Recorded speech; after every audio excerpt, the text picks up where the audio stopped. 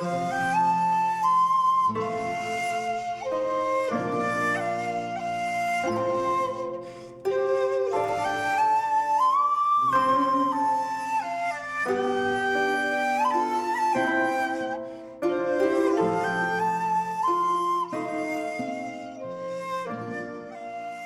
Guys, I M Hiba.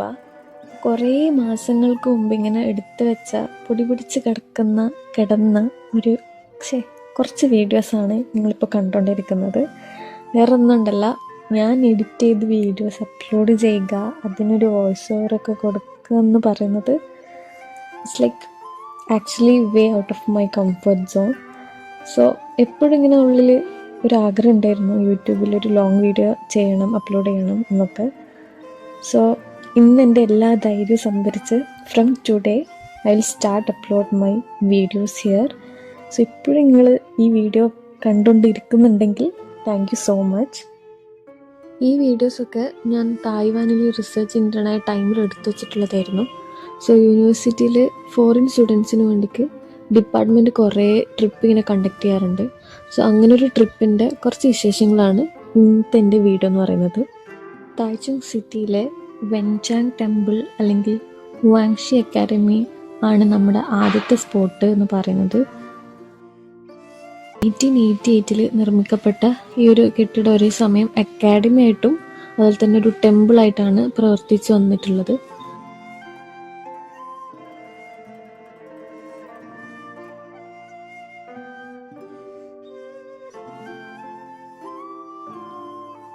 Exam ടൈമിലൊക്കെ വളരെയധികം popular ആയിരുന്നു. കാരണം എക്സാം ടൈമിൽ ഇവിടെ സ്റ്റുഡൻസ് വരും. അപ്പോൾ അവർക്കിങ്ങനെ എന്തെങ്കിലും എക്സാമിന് ജയിക്കണമെങ്കിലോ അല്ലെങ്കിൽ വേറെ എന്തെങ്കിലും വിഷസൊക്കെ ഉണ്ടെങ്കിൽ ഈ ഒരു കാർഡിൽ അവരുടെ കാര്യങ്ങളൊക്കെ എഴുതിയിട്ട് അവിടെ ഇങ്ങനെ വെക്കുന്ന ഒരു രീതിയാണ് ഇവിടെ ഉള്ളത്. സോ ഞങ്ങളിവിടെ ആകെ കുറച്ച് ഫോറിൻ സ്റ്റുഡൻസ് എന്ന് പറയാൻ പുറത്തുനിന്നുള്ളതാകെ വിയറ്റ്നാമീസ് ആയിട്ടുള്ള കുട്ടികളായിരുന്നു ഉണ്ടായിരുന്നത്. അതുകൊണ്ട് അവർക്ക് ഏകദേശം ചൈനീസൊക്കെ മനസ്സിലാവുന്നതുകൊണ്ട് അവർക്ക് അവരുടേതായ ചൈനീസ് തന്നെയായിരുന്നു പ്രൊഫസർ ഇങ്ങനെ പറഞ്ഞു കൊടുത്തിരുന്നത്. പിന്നെ ഞങ്ങൾക്ക് ഇംഗ്ലീഷിലായിരുന്നു സർ ഇങ്ങനെ ട്രാൻസ്ലേറ്റ് ചെയ്ത് തന്നുകൊണ്ടിരുന്നത്.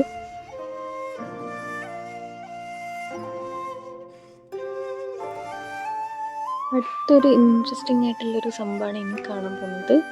നമുക്ക് എന്തെങ്കിലും മനസ്സിലാഗ്രഹം ഉണ്ടെങ്കിൽ അല്ലെങ്കിൽ ക്വസ്റ്റ്യൻ ഉണ്ടെങ്കിൽ അത് നടക്കോ ഇല്ലയോ എന്ന് ചെക്ക് ചെയ്യുന്നൊരു രീതിയാണിത്. ഈ ഒരു റെഡ് കളർ ഒബ്ജക്റ്റിന് പറയുന്ന പേരാണ് ജോബേ അല്ലെങ്കിൽ മൂൺ ബ്ലോക്സ് എന്നും പറയും. ഇതിൻ്റെ ഫ്രണ്ട് സൂര്യനെ എനിക്കിങ്ങനെ എക്സ്പ്ലെയിൻ ചെയ്ത് തരുമായിരുന്നു. ഒരാൾക്ക് 3 അവസരമാണ് ഉള്ളത് ഈ ഒരു ആൻസർ കിട്ടാൻ വേണ്ടിക്ക്. ആൻസർ യെസ് ആണെന്ന് അറിയാൻ വേണ്ടിക്ക്. അപ്പോൾ അതിന് ശേഷം നമ്മൾ ചെയ്യേണ്ടത് ഫോർച്യൂൺ കാർഡ് കണ്ടുപിടിക്കുക എന്നുള്ളതാണ്. ഫോർച്യൂൺ കാർഡ് കണ്ടുപിടിക്കണമെങ്കിൽ ആദ്യം ഈ കാണുന്ന സ്റ്റിക്ക് ഇങ്ങനെ കൂട്ടിപ്പിടിച്ച് അതിൽ തന്നെ ഇടാം. അപ്പം അതിൽ ഏതാണ് ഏറ്റവും ഇങ്ങനെ പൊങ്ങി നിൽക്കുന്നത് അതായിരിക്കും നമ്മുടെ ഫോർച്യൂൺ കാർഡിൻ്റെ. അതിൽ നമ്മുടെ ഫോർച്യൂൺ കാർഡിൻ്റെ നമ്പർ ഉണ്ടായിരിക്കും. അപ്പോൾ ആ നമ്പർ വെച്ചിട്ട് നമുക്ക് ഫോർച്യൂൺ കാർഡിൻ്റെ സെക്ഷനിൽ നിന്ന് എടുക്കാൻ വേണ്ടി പറ്റും. അപ്പോൾ ആ ഫോർച്യൂൺ കാർഡിൽ കുറേ ഇങ്ങനെ എന്തൊക്കെ നല്ല കാര്യങ്ങൾ, അതായത് നമ്മൾ മനസ്സിലാഗ്രഹിച്ചതിൻ്റെ ഒരു ആൻസേഴ്സ് എന്നുള്ള രീതിയിൽ കുറച്ച് കാര്യങ്ങൾ ആ കാർഡിൽ എഴുതിയിട്ടുണ്ടാവുന്നതാണ് ഇവരുടെ ഒരു വിശ്വാസം എന്ന് പറയുന്നത്.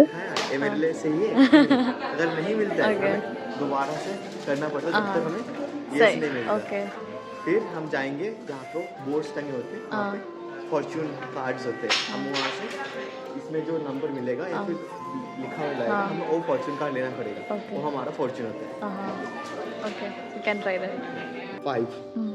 This is 5. Okay. So we have to find this thing on the board.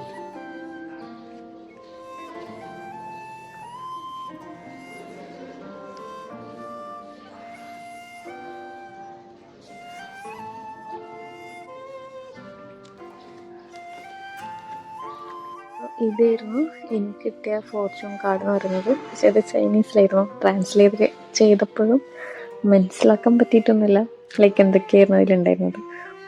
So അതിന് ശേഷം നമ്മൾ തിരിച്ച് അടുത്ത ഡെസ്റ്റിനേഷനിലേക്ക് പോകാൻ വേണ്ടിക്ക് ബസ് കയറി. സോ ഇവിടുത്തെ ഒരു ടെമ്പിളിൻ്റെ ഒക്കെ പ്രത്യേകത എന്ന് വെച്ചാൽ എല്ലാ ടെമ്പിളും കാണുമ്പോൾ ഒരുപോലെയാണ് തോന്നുക. ലൈക്ക് അതിൻ്റെ മേൽക്കൂരൊക്കെ ഒരു പ്രത്യേക ടൈപ്പ് ഡ്രാഗൺസും അങ്ങനെ കുറച്ച് ലൈക്ക് ഇങ്ങനെ വളഞ്ഞ രീതിയിൽ. അപ്പോൾ അങ്ങനത്തെ ഒരു എന്താ പറയുക, അമ്പലത്തിൻ്റെ ആ ഒരു എന്താ പറയുക സോളോ ടൈൽ ശൈലിയുള്ളൊരു മേൽക്കൂരയായിരിക്കും എല്ലാ ടെമ്പിൾസിനുള്ളത്. അപ്പം നെക്സ്റ്റ് ഡെസ്റ്റിനേഷൻ എന്ന് പറയുന്നതും ഒരു ടെമ്പിളിലേക്ക് തന്നെയാണ്. ആക്ച്വലി നമ്മൾ ആദ്യം പ്ലാൻ എന്ന് പറയുന്നത് ഒരു ഹൈക്കിങ്ങിന് പോകാമെന്നുള്ളതായിരുന്നു. പക്ഷേ ക്ലൈമറ്റ് ഭയങ്കര മോശമായത്, അത് ഭയങ്കര വിൻഡി ക്ലൈമറ്റ് ആയിരുന്നു, മഴ വരാൻ ചാൻസ് ഉണ്ടായിരുന്നു. അപ്പോൾ തായ്വാൻ്റെ ക്ലൈമറ്റ് പെട്ടെന്ന് മാറ്റം വരും, മാറാൻ ചാൻസ് ഉള്ളതുകൊണ്ട് തന്നെ റിസ്ക് എടുക്കാൻ പറ്റില്ല. അതുകൊണ്ട് നമ്മളിങ്ങനെ ഒരു ടെമ്പിൾ വിസിറ്റ് ആയിരുന്നു ഇന്നത്തെ ഡേ ഫുൾ എന്ന് പറയുന്നത്. അപ്പോൾ നെക്സ്റ്റ് വേറൊരു ടെമ്പിളായിരുന്നു. ഇത് അത്യാവശ്യം വലിയൊരു ടെമ്പിളാണ്. അപ്പോൾ ഇവിടെ എന്തോ ഒരു ഫെസ്റ്റിവൽ ഇങ്ങനെ നടന്നുകൊണ്ടിരിക്കുകയായിരുന്നു. ലൈക്ക് കുറച്ച് എന്താ പറയുക, കുറച്ചധികം ആൾക്കാർ തന്നെ ഉണ്ടായിരുന്നു, ഭയങ്കര റഷായിരുന്നു. അപ്പോൾ ഇങ്ങനെ ചന്ദനത്തിരി പോലത്തെ ഒരു സാധനമൊക്കെ ഇങ്ങനെ കത്തിച്ചിട്ടായിരുന്നു ഇവരിങ്ങനെ പ്രാർത്ഥിക്കുക. അപ്പോൾ ആ പ്രാർത്ഥിക്കുന്ന കുറച്ച് വീഡിയോസും ക്ലിപ്സൊക്കെ ഞാനിതിൽ ഉൾപ്പെടുത്തിയിട്ടുണ്ട്.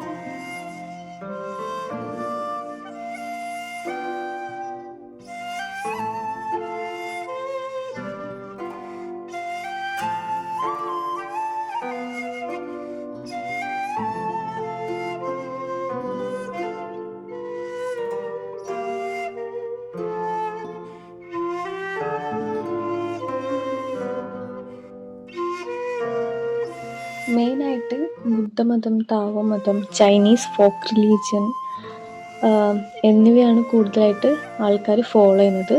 അപ്പോൾ പലരും ഒരേ സമയം ഒന്നിലധികം വിശ്വാസം ഫോളോ ചെയ്യുന്നത് ഇവിടുത്തെ ഒരു പ്രത്യേകതയാണ്.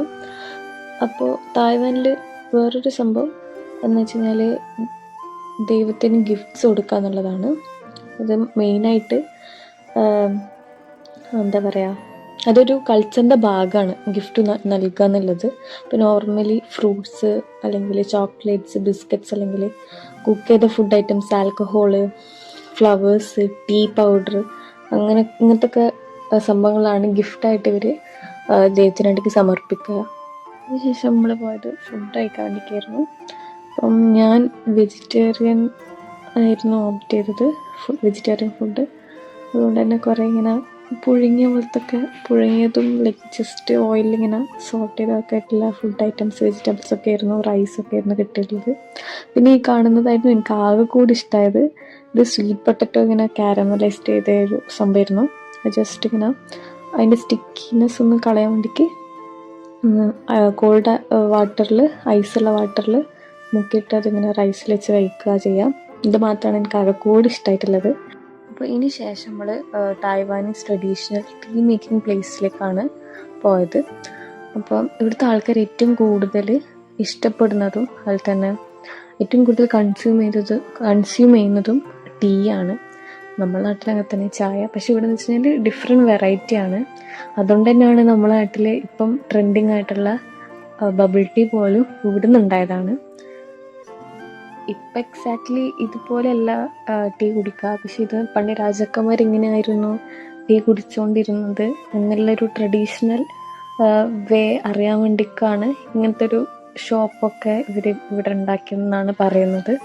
അതായത് ടീൻ്റെ കൂടെ മോച്ചിയും പിന്നെ ഒരു റെഡ് ബീൻ്റെ പേസ്റ്റും മിക്സ് ചെയ്തിട്ടാണ് ഇവർ കഴിക്കുക. അപ്പം ഇതാണ് മോച്ചി, ഈ ഗ്രീൻ കളറുള്ളത്. അപ്പോൾ അത് റൈസ് കൊണ്ടുണ്ടാക്കിയൊരു സ്റ്റിക്കി റൈസ് കൊണ്ടുണ്ടാക്കിയൊരു സാധനമാണ്. അത് ഈ നട്ട്സിൻ്റെ പൗഡർ ഇങ്ങനെ ചെറിയ ബോൾസ് ആക്കിയിട്ട് ആദ്യം സെപ്പറേറ്റ് ചെയ്ത് അത് വെക്കും. പിന്നുള്ളതാണ് ആക്ച്വൽ ടീ ഉണ്ടാക്കുന്ന പ്രോസസ്സ്. അപ്പം അതിന് വേണ്ടിക്ക് ടീ ലീവ്സ് വേണം, പിന്നെ സെസമേ സീഡ്സ് വേണം, പിന്നെ കുറേ പീനട്ട്സ്, പിന്നെ പംകിൻ സീഡ്സ് അങ്ങനത്തെ ഒക്കെയാണ് ചേർക്കുന്നത്.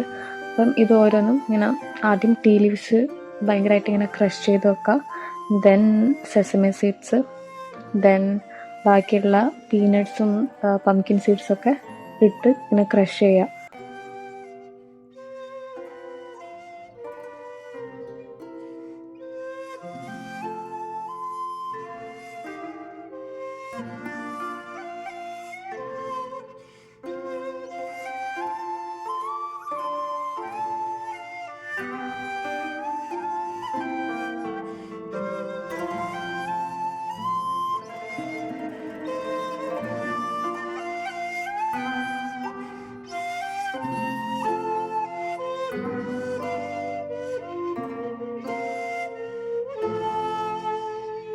കാണാൻ ഭയങ്കര നല്ല എസ്തറ്റിക് ലുക്കൊക്കെ ഉണ്ടെങ്കിലും ഇത് ഉണ്ടാക്കാൻ കുറച്ച് പണിയാണ്. കാരണം ഏകദേശം എല്ലാവരും കൂടി ഒരു 3/4 മണിക്കൂറോളം ഇങ്ങനെ ഗ്രൈൻഡ് ചെയ്തിട്ടായിരുന്നു ഇത് ഒന്ന് റെഡിയായി വന്നത്.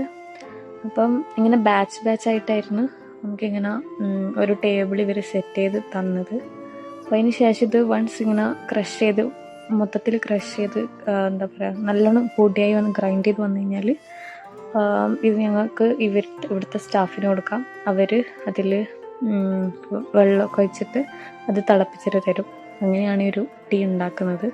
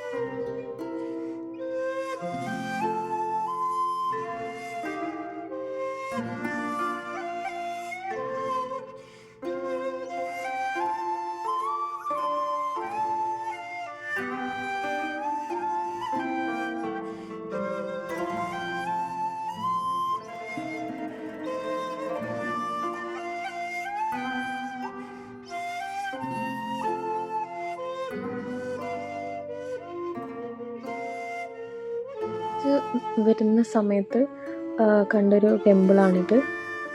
സിറ്റി ഗോഡ് അല്ലെങ്കിൽ ചെങ്ഹാങ് എന്ന് പറയുന്നൊരു ഗോഡാണ് ഇവിടെ മെയിനായിട്ടുള്ളത്. അപ്പം സിറ്റിനെ പ്രൊട്ടക്റ്റ് ചെയ്യുക, ഗോസ്റ്റ് സ്പിരിറ്റ്സിനൊക്കെ കൺട്രോൾ ചെയ്യാനാണ് ഈ ഒരു ടെമ്പിൾ ഇവിടെ ഉള്ളതെന്നാണ് പറയപ്പെടുന്നത്. അതായത് ഈ ഒരു ഗോഡിനെ ആരാധിക്കുന്നത്. അപ്പം ഈ സ്പിരിറ്റ് ഗോസ്റ്റ് ഹ്യൂമൻ വേൾഡിലേക്ക് വരികയും അപ്പം അതുകൊണ്ടുണ്ടാകുന്ന ബാഡ് ലക്കൊക്കെ ഒഴിവാക്കാൻ വേണ്ടിയിട്ട് ഇവർ എന്താ പറയുക ഗോസ്റ്റ് ഫെസ്റ്റിവലൊക്കെ കണ്ടക്ട് ചെയ്യാറുണ്ട്. അതായത് ജോസ് പേപ്പർ എന്ന് പറഞ്ഞൊരു ആചാരമുണ്ട്.